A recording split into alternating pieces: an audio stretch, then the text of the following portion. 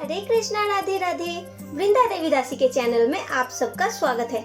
जैसा कि आप देख सकते हैं कि आज गिरी के पास एक प्यारा सा बांसुरी है, लेकिन क्या आपको पता है ये बांसुरी हमारे पास कैसे आया और गिरी के पास कैसे आया?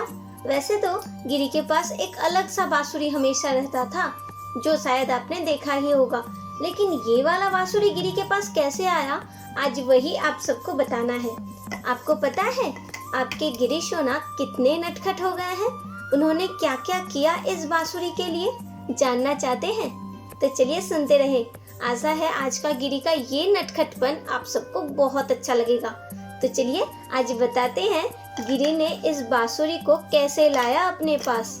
आज आप सबके प्यारे गिरीवर का लीला कथा आप सुनने वाले हो, तो चलिए जल्दी जल्दी एक प्यारा सा स्माइल दीजिए और गिरी को राधे राधे बोलिए और शुरू करते हैं आज का लीला। Let's start.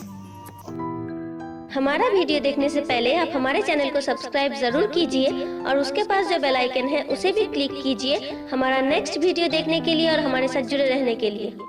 जैसा कि आप सबको पता ही है, गिरी का डेली रूटीन आपने बहुत बार ही देखा है, हम दिखाते हैं। वैसे आज भी कुछ ऐसा ही हुआ।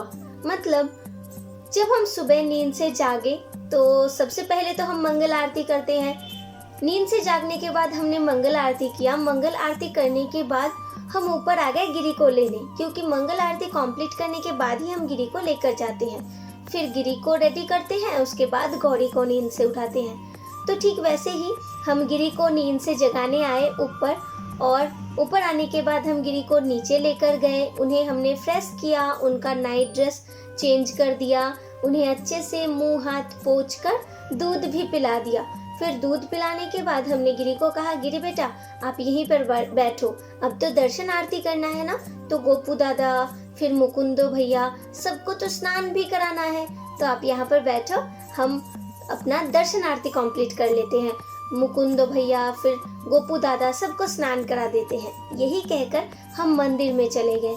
मंदिर में जाने के बाद हम गोपू को और मुकुंद को स्नान कराकर श्रृंगार कर रहे थे। तभी अचानक हमारे कानों में एक बांसुरी का स्वर आया, जो बहुत ही सुंदर से कोई बजा रहा था। हमें लगा, अरे इतना सुंदर बांसुरी कौन बजा रहा है, शायद कोई आया होगा, चलो बाहर चलकर देखते हैं।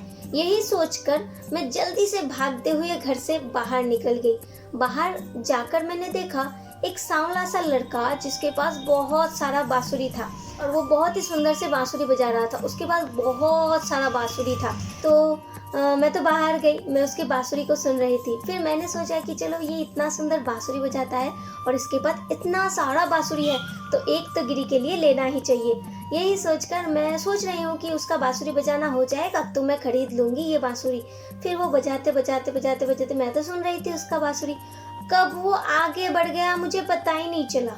वो बांसुरी बजाते बजाते बहुत दूर चला गया। तो मैंने कहा, अरे भैया भैया सुनिए रुक जाइए, मुझे एक बांसुरी चाहिए अपने बेटे के लिए, रुक जाइए। लेकिन पता नहीं शायद उन्हें सुनाई नहीं दिया, तो वो चले गए। मुझे इतना दुख हुआ। हमने सोचा था कि उसका बांसुरी बजाना खत्म हो जाएगा तो फिर हम मांग लेंगे, लेकिन वो बांसुरी बजाते बजाते ही चला गया, इसीलिए हम बांसुरी नहीं ले पाए। हमें बहुत ज़्यादा ही दुख हो रहा था। फिर हमने सोचा हम गिरी को कुछ भी नहीं बताएंगे घर पर आने के बाद। अगर आपको पता होगा कि बच्चों को अगर हम कुछ नहीं दे पाते हैं ना, तो अगर वो बताते हैं तो उसे बहुत दुख होता है।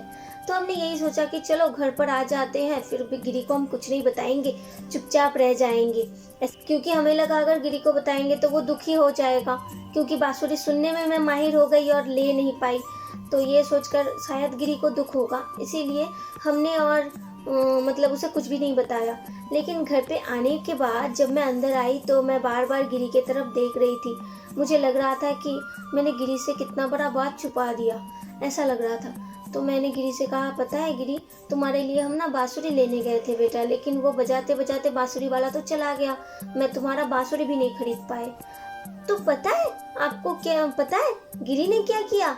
मेरी बातों को सुनकर वो तो गाल फुला फुला कर हंसने लगा। देखिए अभी जैसे हंस रहा है, देखिए कितना शैतान है। जैसे अभी हंस रहा है ना, वैसे गाल फुला फुला कर हंस रहा था।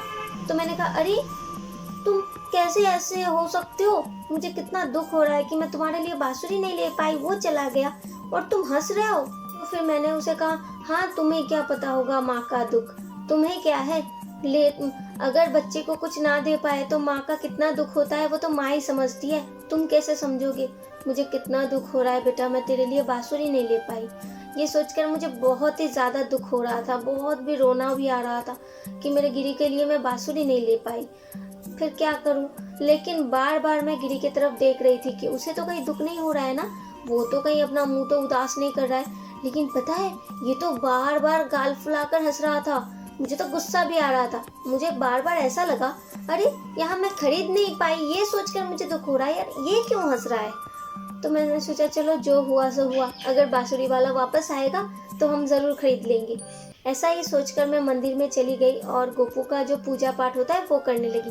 दर्शन आरती कंप्लीट करने के बाद जैसा कि गौरी को नींद से जगाने का बारी होता है, तो दर्शन आरती कंप्लीट किया हमने, फिर गौरी को नींद से जगाया।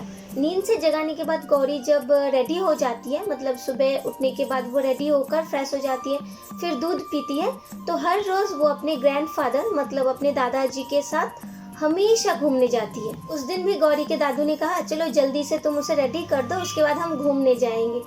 हमने गौरी को जल्दी जल्दी दूध पिलाया और उसे रेडी कर दिया, तो वो अपने दादाजी के साथ घूमने चली गई। जल्दी गौरी जाने के बाद जल्दी जल्दी जो भी काम होता है वो कंप्लीट कर लिया हमने।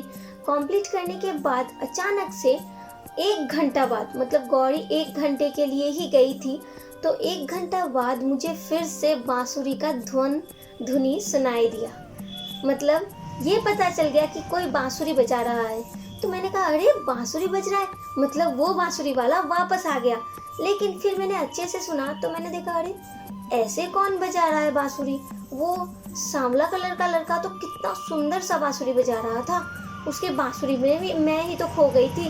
तो ये कौन बांसुरी बजा रहा है ऐसे, पता नहीं। फिर मैंने देखा चलो जो भी हो बाहर चलते हैं और इस बार तो बांसुरी लेना ही लेना है। यही सोचकर मैं जल्दी जल्दी बाहर जाने गई तो मैंने देखा गौरी के दादू ही बांसुरी बजाते बजाते आ रहे हैं गौरी को गोदी में लेकर।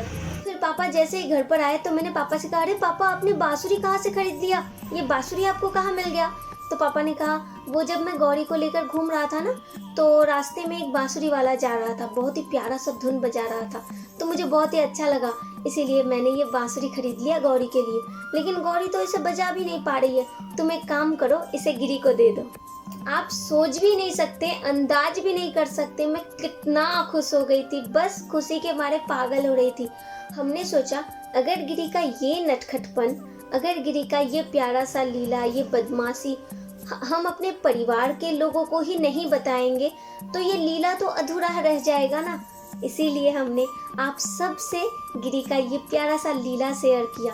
अच्छा आपको क्या लगता है, गिरी बहुत अच्छे हैं, वो बिल्कुल भी नटखट नहीं है। आप सबके प्यार ने ही तो गिरी को इतना बिगाड़ दिया। इसीलिए कहते हैं थोड़ा थोड़ा डांटा भी कीजिए, बहुत शैतान हो रहे हैं दिन ब दिन। अब बताइए गिरी सोना का आज का ये प्यारा सा लीला आप सबको कैसा लगा। कितने नटखट हो गए हैं बच्चे, जितना बड़ा हो जाएंगे ना उतने नटखट हो जाएंगे। अब क्या कर सकते हैं हम। अगर आप भी गिरी को बहुत बहुत बहुत प्यार करते हैं तो प्लीज़ वीडियो को ज़्यादा से ज़्यादा शेयर कर दीजिए ताकि सब लोग गिरी का ये प्यारा सा लीला सुन पाए।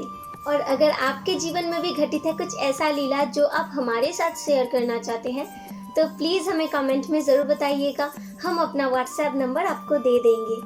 और अगर आप हमारे चैनल में नए हो तो प्लीज़ हमारे चैनल को सब्सक्राइब कर दीजिए, बेल आइकन को भी प्रेस कर दीजिए हर रोज़ गोपाल जी का नया नया सुंदर सुंदर लीला कथा सुनने के लिए।